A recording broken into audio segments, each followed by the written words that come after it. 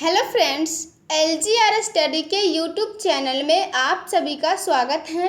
दोस्तों, इस video series में हम आप लोगों को 12th बोर्ड एग्जाम के बेहतर तैयारी के लिए समाज शास्त्र के 500 अति महत्वपूर्ण ऑब्जेक्टिव प्रश्न का तैयारी करवाने वाले हैं। और अगर आप इस सीरीज के सभी प्रश्न का तैयारी कर लेते हैं तो मैं आपको 100% गारंटी देती हूँ कि एग्जाम में आपका एक भी प्रश्न नहीं छूटेगा। तो मैं आशा करती हूँ कि आप लोग इस सभी प्रश्न का तैयारी जरूर करेंगे। और आप लोग को बता दें कि यह इस वीडियो सीरीज का 20 नंबर वीडियो है। इससे पहले हम 19 वीडियो अपलोड कर चुके हैं। अगर आप नहीं देखे हैं तो आप इस चैनल के प्ले लिस्ट में जाकर देख सकते हैं। तो चलिए शुरू करते हैं आज का वीडियो। और दोस्तों, आप लोग को बता दें कि जितने भी लोग LGR स्टडी ऐप डाउनलोड नहीं किए हैं तो ज़रूर डाउनलोड कर लीजिए और टेलीग्राम भी ज्वाइन कर लीजिए। तो चलिए शुरू करते हैं आज का पहला महत्वपूर्ण प्रश्न। आज का पहला प्रश्न है, भारतीय अर्थव्यवस्था का मॉडल किस प्रकार का है? पूंजीवादी, मिश्रित, समाजवादी या साम्यवादी? दोस्तों, आप लोग को बता दें यहाँ पर जो सही आंसर होगा बी आपका बिल्कुल ही सही आंसर होगा, क्योंकि भारतीय अर्थव्यवस्था का मॉडल मिश्रित है। अगले प्रश्न की ओर बढ़ते हैं और अगला 2 नंबर प्रश्न है, उपभोक्तावाद और प्रदर्शनवाद किसकी प्रमुख विशेषताएं हैं? पूंजीपति कृषक वर्ग, जमींदार वर्ग, प्रभावित जातियों का वर्ग या नव माध्यम वर्ग? दोस्तों, आप लोग को बता दें इन सभी में से जो सही आंसर होगा डी आपका बिल्कुल ही सही आंसर होगा, क्योंकि उपभोक्तावाद और प्रदर्शनवाद नव माध्यम वर्ग की प्रमुख विशेषताएं हैं। अगले प्रश्न की ओर बढ़ते हैं और अगला 3 नंबर प्रश्न है, गांवों में पूंजीपति कृषक वर्ग के लिए कौन सा शब्द उसकी विशेषताओं को दर्शाता है?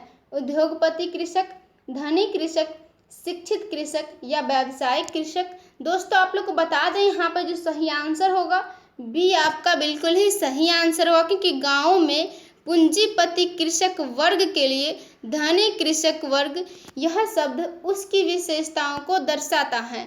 अगले महत्वपूर्ण प्रश्न की ओर बढ़ते हैं और अगला 4 नंबर प्रश्न है, किसने कहा सामाजिक वर्ग समुदाय का वह भाग है जिसे सामाजिक स्थिति के आधार पर शेष भाग से अलग कर दिया गया हो?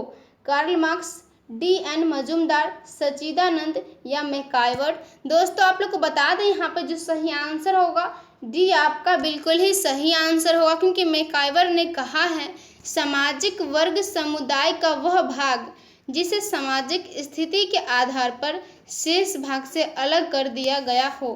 अगले प्रश्न की ओर बढ़ते हैं और अगला 5 नंबर प्रश्न है, ग्रीन रिवॉल्यूशन शब्द का प्रयोग सर्वप्रथम किसने किया? दोस्तों, आप लोग को बता दें यहाँ पर जो सही आंसर होगा ए आपका बिल्कुल ही सही आंसर होगा, क्योंकि ग्रीन रिवॉल्यूशन शब्द का प्रयोग सर्वप्रथम विलियम गेट ने किया। अगले महत्वपूर्ण प्रश्न की ओर बढ़ते हैं और अगला 6 नंबर प्रश्न है, कृषक समाज की अवधारणा सर्वप्रथम किसने दी? इस प्रश्न के द्वारा पूछा जा रहा है कि कृषक समाज की अवधारणा सर्वप्रथम यानी सबसे पहले किसने दी? Lewis Coser, SG Dubey, KL Sharma या आर्येंद्र बिताई? दोस्तों, आप लोग को बता दें इन सभी में से जो सही आंसर होगा डी आपका बिल्कुल ही सही आंसर होगा, क्योंकि कृषक समाज की अवधारणा सर्वप्रथम आर्येंद्र बिताई ने दी। अगले प्रश्न की ओर बढ़ते हैं और अगला 7 नंबर प्रश्न है, भारत में उदारीकरण की प्रक्रिया किस वर्ष से आरंभ हुई? इस प्रश्न के द्वारा पूछा जा रहा है कि भारत में उदारीकरण की प्रक्रिया किस वर्ष से आरंभ हुई? सन 1981, सन 1986, सन 1991 या सन 1996? दोस्तों, आप लोग को बता दें इन सभी में से जो सही आंसर होगा सी आपका बिल्कुल ही सही आंसर होगा, क्योंकि भारत में उदारीकरण की प्रक्रिया वर्ष यानी कि सन 1991 से आरंभ हुई। अगले प्रश्न की ओर बढ़ते हैं और अगला 8 नंबर प्रश्न है, सामाजिक वर्ग समुदाय का वह भाग जो सामाजिक परिस्थिति के आधार पर शेष भाग से पृथक होता है, किसने यह कहा? इस प्रश्न के द्वारा पूछा जा रहा है कि सामाजिक वर्ग समुदाय का वह भाग जो सामाजिक परिस्थिति के आधार पर शेष भाग से पृथक होता है यानी अलग होता है, यह किसने कहा? मैकाइवर एवं पेज, मैक्स वेबर, मार्क्स या गिन्सबर्ग? दोस्तों, आप लोग को बता दें यहाँ पर जो सही आंसर होगा ए आपका बिल्कुल ही सही आंसर होगा, क्योंकि मैकाइवर एवं पेज ने कहा है सामाजिक वर्ग समुदाय का वह भाग जो सामाजिक परिस्थिति के आधार पर शेष भाग से पृथक होता है। अगले प्रश्न की ओर बढ़ते हैं और अगला 9 नंबर प्रश्न है, निम्नलिखित में से कौन हरित क्रांति के तत्व हैं। इस प्रश्न के द्वारा पूछा जा रहा है कि निम्नलिखित में से कौन हरित क्रांति के तत्व हैं। अच्छे बीज का उपयोग, बहुफसल सिंचाई पर बल या उपयुक्त सभी। दोस्तों आप लोग को बता दें इन सभी में से जो सही आंसर होगा ए आपका बिल्कुल ही सही आंसर होगा, क्योंकि अच्छे बीज का उपयोग यह हरित क्रांति के तत्व हैं। अगले प्रश्न की ओर बढ़ते हैं और अगला 10 नंबर प्रश्न है, इनमें से कौन उदारीकरण का देन है। इस प्रश्न के द्वारा पूछा जा रहा है कि इनमें से कौन उदारीकरण का देन है। बाजारवाद, वैश्वीकरण, निजीकरण या उपयुक्त सभी। दोस्तों आप लोग को बता दें यहाँ पे जो सही आंसर होगा डी आपका बिल्कुल ही सही आंसर होगा, क्योंकि उपयुक्त सभी उदारीकरण का देन है। अगले महत्वपूर्ण प्रश्न की ओर बढ़ते हैं और अगला 11 नंबर प्रश्न है, इनमें से कौन वर्ग की विशेषता नहीं है। इस प्रश्न के द्वारा पूछा जा रहा है कि इनमें से कौन वर्ग की विशेषता नहीं है। जन्म, वर्ग चेतना, गतिशीलता या उपयुक्त सभी।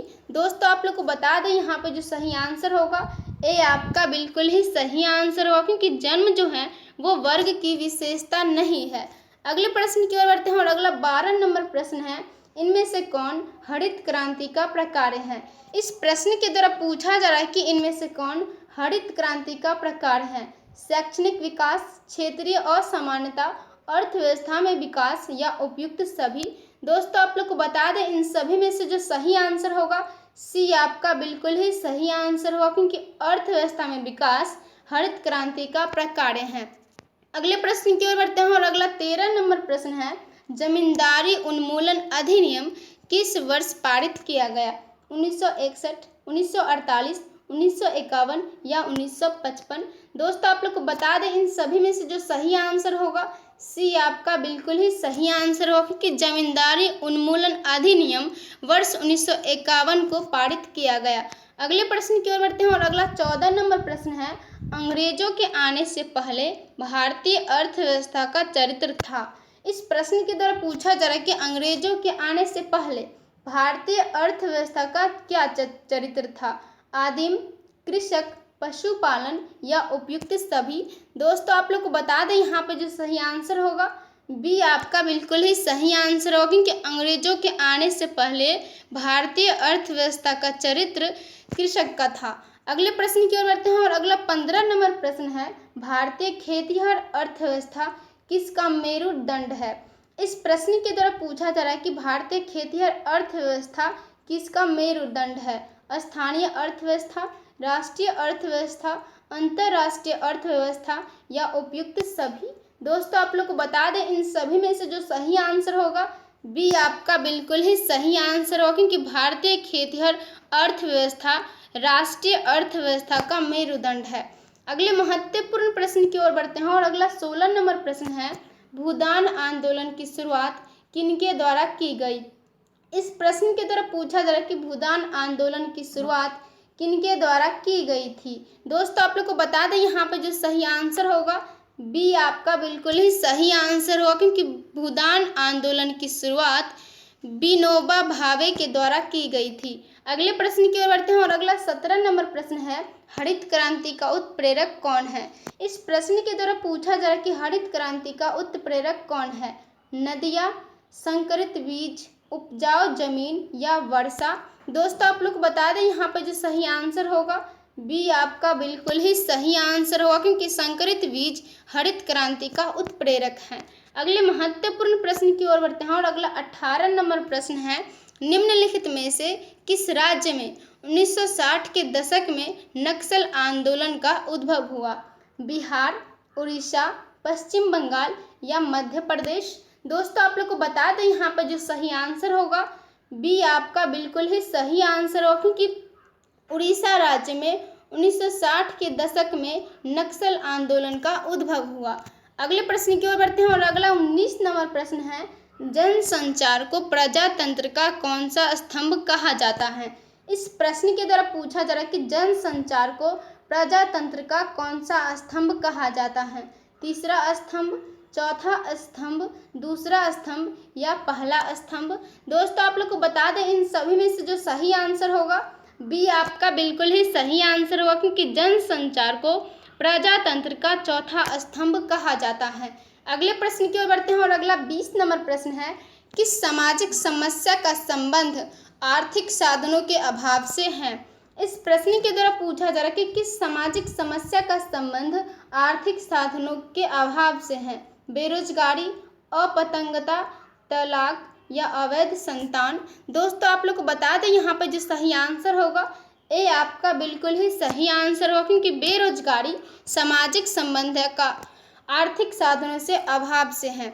अगले प्रश्न की ओर बढ़ते हैं और अगला 21 नंबर प्रश्न है, सामाजिक परिवर्तन में भूमिका निभाते हैं। इस प्रश्न के द्वारा पूछा जा रहा है कि सामाजिक परिवर्तन में भूमिका निभाते हैं टीवी, समाचार पत्र, रेडियो या सभी। दोस्तों आप लोग को बता दें इन सभी में से जो सही आंसर होगा डी आपका बिल्कुल ही सही आंसर होगा, क्योंकि सामाजिक परिवर्तन में ये सभी भूमिका निभाते हैं। अगले महत्वपूर्ण प्रश्न की ओर बढ़ते हैं और अगला 22 नंबर प्रश्न है, किसके अंतर्गत केवल पूंजी और वस्तुओं का ही नहीं बल्कि लोगों, सांस्कृतिक उत्पादों और छवियों का परिचालन होता है। उदारीकरण, एकीकरण, भूमंडलीकरण या उपयुक्त सभी। दोस्तों आप लोग को बता दें इन सभी में से जो सही आंसर होगा सी आपका बिल्कुल ही सही आंसर होगा, क्योंकि भूमंडलीकरण के अंतर्गत केवल पूंजी और वस्तुओं का ही नहीं बल्कि लोगों, सांस्कृतिक उत्पादों और छवियों का परिचालन होता है। अगले प्रश्न की ओर बढ़ते हैं और अगला 23 नंबर प्रश्न है, किसी समाज में जब लोगों के विचारों, मूल्य, विश्वासों और प्रौद्योगिकी में परिवर्तन होता है तब ऐसे परिवर्तन को कहा जाता है सामाजिक परिवर्तन, सांस्कृतिक परिवर्तन, भौतिक परिवर्तन या लोकतांत्रिक परिवर्तन। दोस्तों आप लोग को बता दें इन सभी में से जो सही आंसर होगा बी आपका बिल्कुल ही सही आंसर होगा, क्योंकि किसी समाज में जब लोगों के विचारों, मूल्य, विश्वासों और प्रौद्योगिकी में परिवर्तन होता है तब ऐसे परिवर्तन को सांस्कृतिक परिवर्तन कहा जाता है। अगले प्रश्न की ओर बढ़ते हैं और अगला 24 नंबर प्रश्न है, निम्नलिखित में से कौन सी दशा भूमंडलीकरण का परिणाम नहीं है। इस प्रश्न के द्वारा पूछा जा रहा है कि निम्नलिखित में से कौन सी दशा भूमंडलीकरण का परिणाम नहीं है। श्रम संगठन के प्रभाव में वृद्धि, वस्तुओं की गुणवत्ता में सुधार, प्रविधि विकास या विदेशी निवेश में वृद्धि।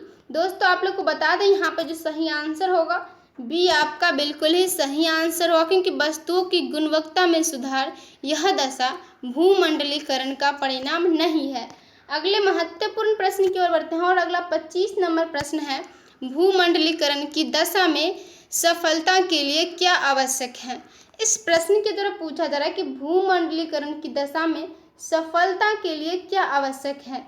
सहभागी संस्कृति में वृद्धि, उदारीकृत परंपराएं, लोकतांत्रिक व्यवस्था, तकनीकी योग्यता और कुशलता में वृद्धि। दोस्तों आप लोग को बता दें यहाँ पर जो सही आंसर होगा डी आपका बिल्कुल ही सही आंसर होगा, क्योंकि भूमंडलीकरण की दशा में सफलता के लिए तकनीकी योग्यता और कुशलता में वृद्धि यह आवश्यक है। तो दोस्तों आज के लिए इतना ही रखते हैं। आज का वीडियो कैसा लगा कमेंट के माध्यम से ज़रूर बताइए, और जितने भी लोग LGR स्टडी ऐप डाउनलोड नहीं किए हैं तो ज़रूर डाउनलोड कर लीजिए, क्योंकि इस ऐप में आपको सभी विषय का BBI ऑब्जेक्टिव क्वेश्चन का PDF, BBI सब्जेक्टिव क्वेश्चन का PDF, quick revision notes, model paper, class note एवं ऑनलाइन टेस्ट की भी सुविधा है। तो मिलेंगे अगले वीडियो में, तब तक अपना ख्याल रखिए और LGR स्टडी देखते रहिए।